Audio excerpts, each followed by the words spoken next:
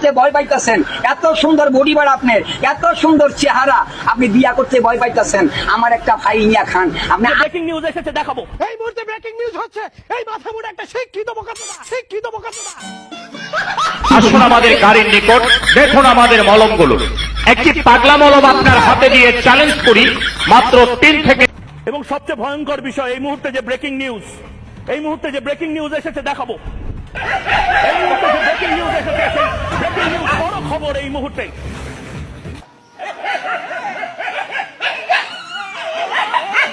Mohammad Yunus sir, আপনি বাংলাদেশটাকে চালাতে তখনই পারবেন যদি মৌলবাদীদের আপনি জেলে পড়েন এবং সেই জেলে পড়ার দায়িত্বটা শেখ হাসিনার থেকে শেখেন, কিভাবে জেলে পুড়তে হয়। তাতে ভারত এবং বাংলাদেশ দুই দেশেরই অনেক অনেক লাভ হবে। তলাপুরি হল ওই জারগই ভারতের কলকাতার দেড় ব্যাটারি সাংবাদিকিতে বাংলাদেশ লই বেশি টেনশনত আছে। এই টেনশন আর তো নাই, তে হয়তো সাথ দে ভারতের দে বাংলাদেশের বেশি লাভ হইব, দেশ দুনিয়া সুন্দর করে চলিব যদি মলইব গুণ জিয়লো মাঝে ঢুকাই রাখে, আর ওটা লাভ।